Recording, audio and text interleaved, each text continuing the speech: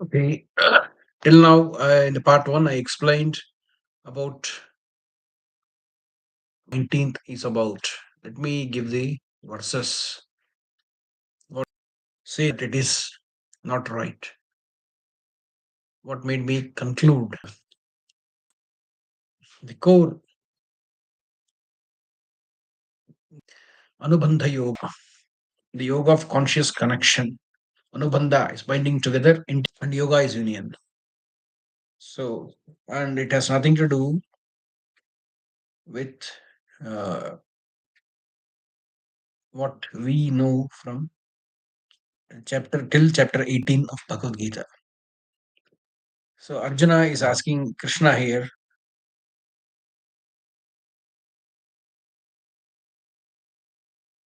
Arjuna uvacha कथा विदामहे देवं संसारार्न वम ध्यागम योगेन स्कंदम प्राप्तियो शांति यथा कथा विभो. Arjuna is saying, O divine one, how I lost the ocean of worldly life, attain peace by uniting parts of yoga. Tell me, O Lord. This itself is a wrong question. There is a problem. Why? Because Arjuna has been clearly instructed that these yogas are not. When he questions after listening to Karma Yoga, he questions, why you want me to go into this war when he's learning about other yogas. So why you are mixing things with me and making my life more miserable, my confusion, more uh, make my life more tougher to take decision. That's what he asks. But Krishna says, you are uh, I'm not mixing anything. It's different paths how you can go ahead and do your work and self realization. The goal of the knowledge that I'm giving you is for self realization. So Sri Bhagavan Vacha Yada Karmani Bhakto Cha Jnanam Chokantaram Bhajet Tadanubandoh Vijnanam Sayogam Paramo Mataha. The integration Anubandha is known as Supreme Yoga. That's what it means. Supreme Lord said, when one embraces action, devotion, and knowledge as one, the integration is known as the Supreme Yoga. Action, devotion, and knowledge as one. Okay, this is something which you have to think. Action is karma. And karma, what I mean to say, is not what you do in your office daily. That is not the karma. Just like you have got in science, the work definition that work is something that is done against gravity. So it's against gravity, that is called work. It's against friction. So that is a scientific um, definition. And here it comes karma is your varnashrama dharma karma. That is for the priesthood, the teaching. Then the kshatriyas have to protect. The vaishyas have to do the business in terms of not selling those IT products or something, cars or whatever. Their job is selling fast moving consumer goods and agriculture. That's it. Don't put cars as fast moving consumer goods, even though it may be as of now in Kali Yuga. Then do not tell lies. Number one, that is Vyaparam Drohachintanam. That is a Sanskrit word that the proverb that we say for the business people. But in that Drohachintanam also they were taught dharma. So they followed the path of dharma by giving charity, like by doing charity also. So that's how it went on in those days. Like, for example, people who understand the lunar calendar, they understand it better. So I'll give that example. We have got 12 months: Chaitra, Vaishakha, Jyeshta, Ashada, Shravana, Bhadrapada, Ashwaja, Kartika, and so on till Palguna. So I don't want to go on. When once in 3 years, because moon finishes uh, a cycle in 27 days, that ends a month. The solar month takes 30 days. So you get Adhiga Masam. So that Adhiga Masam calculation I'm not going to explain here. It's not needed here. So when you get Adhiga Masam, then automatically you are going that month, that year you get 13 months because of Adhika Masam. Because they have to the moon has to compensate with sun's speed. Moon is faster, sun is slower. Therefore, you get this one additional month. At the time, in the olden days, the business people who gave money for interest, they would exclude interest on that particular month. See, this is dharma. They do not charge the interest on that particular month. And those who are working in agriculture field, the labor would get additional bonus, that is 2 month salary. So this is something which even the employer would do here these days. And the work hours are morning hours is during the Brahma Muhurta. Everybody would wake up 7 days a week. They would finish their daily ablutions and pray, because Manaso Chandrama, that is mind is the lord of, sorry, moon is a lot of mind, and sun is a lot of your intellect. Sun is rising, moon is setting, both are weak. It happens opposite when sun is setting and moon is rising during the time in the evening. So you are asked to exclude yourself from sleeping, eating, and having sex. These three things you have to avoid, and you do not do any other work other than just lit the lamp in front of God and pray. That is the only way how you can control the negative energies in you. But what is happening these days? You people are sitting in office, fighting, doing some meetings, doing all sorts of nonsense that is not spiritual. So this is the main. This is the way how it should be in life. Then evening time, once you finish this, then you can fulfill your desires in the night. That is the only way how you can manage your life with spiritual upliftment rather than going downwards. But there is no time for spirituality in this materialistic world. Particularly, specifically, I target Asian countries like India, Japan. Of course, Japan want to now introduce 33-hour work week with only 3 or 4 days a week because of burnouts, excessive burnouts in the society. Then third, yeah, that is karma. Okay, then devotion. Devotion is bhakti, pure bhakti, and knowledge. Through devotion only you can acquire knowledge. How can they be integrated as one? It's not. You believe in something. You believe that this is the supreme deity, and as per the instructions by rishis, and then you are following the path of devotion, service to God, service to people or devotees. So that's how you are managing the life.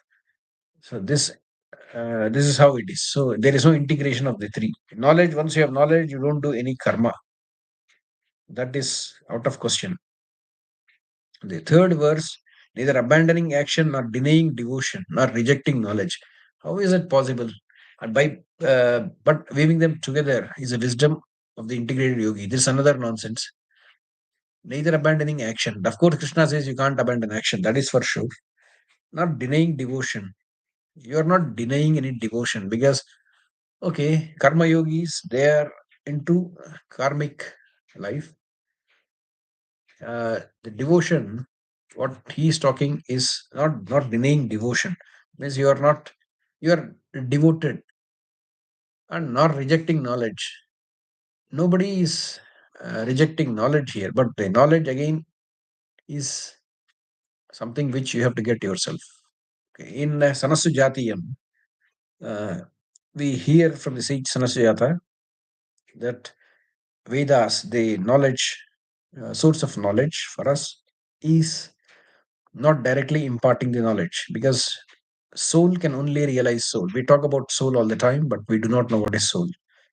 This is how can you realize? Because your lower level elements cannot realize higher level. For example, five sense organs have to be under control of mind. It's mind that experiences pleasure and pain via the senses. If the connection is cut off, for example, um, if a patient is there, he's given anesthesia and he's being operated upon. The mind is the one which is getting cut off from experiencing pain when the operation is being performed. So it is a mind. And but how is mind working? It's mind working through intellect. So intellect is superior over mind, and mind is superior over senses, and the intellect is being controlled by the infinite energy. That's what we call as soul, and that soul is the knowledge. That soul can be realized only by soul, because that energy has to be realized only by energy, because lower level things cannot perceive what is higher level. So people who say I've seen soul, I've experienced soul, that's nonsense. You have experienced soul, then you would not even talk, because you do not even need anything from this materialistic world. You just disassociate yourself and go to a secluded place where you sit alone and meditate upon soul. So this is the thing that is going to happen. So there is no integration of these three, because the one who is performing action is not searching for the knowledge. He is letting himself freed from karma. So it is a process in which he is getting freed. Because the karma yogi is the one who is uh, debinding himself from sattvic, rajasic, and tamasic work by not expecting anything and going beyond. The devotee is should not expect anything. Again, he has to do sattvic devotion and then go beyond. So sattvic devotion, rajasic devotion, tamasic devotion, I don't have to explain here because it's already explained in chapter 18 and 17 and 18 of Bhagavad Gita. So Shraddhatraya Vibhaga Yoga. That is a chapter in which you can see the three kinds of devotion, sattvic, rajasic, and tamasic. And for karma also, you can get the same thing. Like Trigunatraya Vibhaga Yoga, you will get, that is the 14th chapter, you will get what are the three kinds of gunas, sattvic, rajasic, and tamasic, and their qualities, and the uh, food that is being consumed by these three, that comes in 17th and 18th chapters. So these things I'm not going to repeat here. People who have already read it will understand what I'm speaking. If not, please read Bhagavad Gita. At least this video, if you watch, you will be able to read it, because if I'm explaining it, then you may not read it. So it is not a question of rejecting knowledge, or rejecting this knowledge is something you're rejecting yourself. Okay, if you are not rejecting it, it's not that you are getting the knowledge, but it is only a process. You have to start and get the knowledge together with your soul. The soul is the one which is realizing, not the body, not the mind, not the intellect. It's beyond. Then the chapter 4, so the verse 4, knowledge dwells in the heart, action flows through the hands. Mind vibrates with love, thus confluence of three rivers, ocean of peace is reached. This is another nonsense. Knowledge dwells in the heart. Okay, knowledge doesn't dwell in the heart. Knowledge has to dwell with soul. The soul knowledge can only be fit in soul. It cannot dwell in heart. If it is dwelling in the heart, that is superficial. It is not superficial. Action flows through hands. What kind of action you want to do? Once you have the knowledge that you are not the body, you have nothing to do with this world, you are the universe, you are the creator, you are the destroyer, you are the preserver, you are everything, you are God, then why do you have to do some kind of action? You become a supreme yogi. You don't have to do anything unless it is really needed. You don't have to work through your hands. Even if you don't have hands, a yogi with knowledge, he may not have hands. He may be physically handicapped, but he will not have to go through anything. He can get hands if he want, not 1 million of hands, million sets of hands. So it is not something which is right. Mind vibrates with love. Again, it's coming to duality. You're going away from duality when you have knowledge. Neither love nor hate, neither cold nor hot. So this is something that's beyond duality. If you read Mahabharata, and in that one of the rishis, I don't remember which one, he was he would be given a place in heaven, and the rishi doesn't know what is heaven.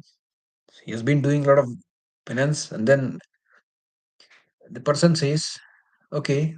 The messenger from Indra, he says, "I want to take you to heaven." Then he asks, "What is heaven?" He says, "There is no suffering over there." Oh, it's fine. Then tell me what are good things, all the good things, he says. And then what are the bad things about heaven?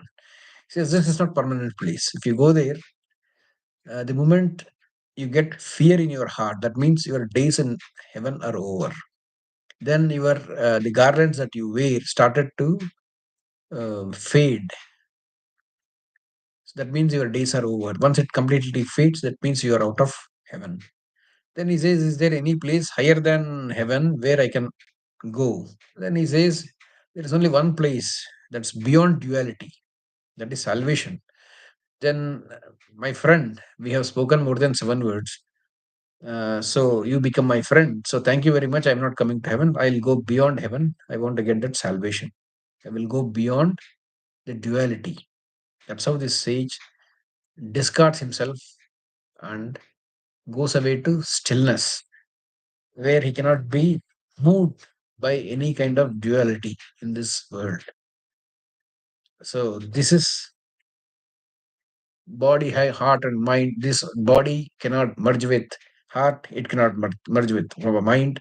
It cannot get into stillness. Body has to fall. It is not something which is permanent. But the state of mind cannot deviate once you are self-realized. It is another nonsense which Chat GPT or any other artificial intelligence is not able to understand. This lower level, skilled, unscientific, sorry, I don't say unscientific, unspiritual uh, thing from artificial intelligence. Chapter, the verse, chapter 19, verse 5. Simplicity is the highest wisdom. Simplicity is purest action. Simplicity is devotion. Thus, integration is reference itself. Again, simplicity and pompous life. These are again duality. So, this is something which Krishna again stresses, that you should dvandvai vimukta sukadukka sanyir rakshanta mooda padamovi emtatu. I think it is chapter 12, Bhagavad Gita. He says this: go out of duality. Go out of duality, Arjuna. That means as long as you are in this duality, you are not getting the right direction of self realization. Self realization is something which you can achieve through soul realization. That is, soul and you are one. You have nothing to do with this world. You have nothing to do with this body. Body is vasamsi jirnani yada vihaya navani krishnani naroparani tada sirirani vihaya jirnani anyani samyani navani. The one, the human being who changes his torn clothes for a new one, uh, is the same way body transmigrates, leaving the old body to new one. Well, we may have doubts. Some people die young when the body is still good. That means their karma is over, so they died. Don't the astrology says 120 years is human life. Some people die early. Some people die in infancy. That's because of their karma. Their time is over in that body, so they leave and go. So there is nothing called simplicity There is that our pompousness. It is nonsense. This verse itself is nonsense. Even the commentary insights. Okay, again, chapter 6, 46, 47. Yogi is a greater than ascetics, greater than scholars. That's what verse 19 and 2 says. Commentary, I don't think so that yogi is greater than ascetics. How can you measure that? Greater than scholars? Yes, greater than scholars, because scholars are yet still debating what is right, what is wrong. But yogi has practically moved a little bit above. Aesthetics are the ones who selflessly do service. Yogi is also doing selfless service if he is asked to do service. So there is no comparison here. Again, verse 19:4, Triveni Sangam, Ganga, Yamuna, Saraswati, confluence symbolizing harmony. This again another nonsense, because again that is, it has something to do with trigunas, nothing to do with um, the other thing. There's three gunas, that is sattvic, rajasic, and tamasic. So it doesn't give any kind of answer that what Arjuna is looking for. Okay, then 19:5, simplicity, Saralatvam, recalling Buddha's simplicity, the essence of wisdom. Buddha has nothing to do with Krishna. In fact, Buddha was the one who criticized the Vedic way of life, Vedic rituals, and he came up with Vipassana meditation, sitting himself as a sitting and meditating for 6 years under the Bodhi tree to get this knowledge of. He doesn't talk anything about soul. He doesn't talk anything about uh, God. He doesn't talk anything about religion. He doesn't talk anything about the higher energy. He only talks that how aneka jati samsaram sandabhisam anabhisam. That's what he says after self realization. Gahkarikaradittosi punageham nakahasi. So this is, that means I have seen the creator of the new body. I will not get another body. Gahkarikaradittosi. That is the meaning of that. Punageham nakahasi. Sabbete pasugabbaga gahakutam visankitam. That I can have destroyed by the knowledge who is the maker of the new body. That is, he says thoughts, your desires is making new body. So if you control the desires by controlling your mind and get distracted, you will not make a new body. That is in a way right, because your desires are cause of pain and pleasure.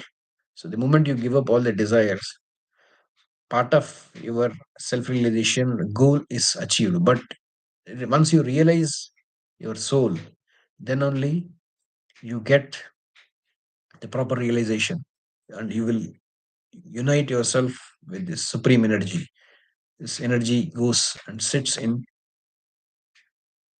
the energy that is controlling this universe, creating this universe, because you are part of that.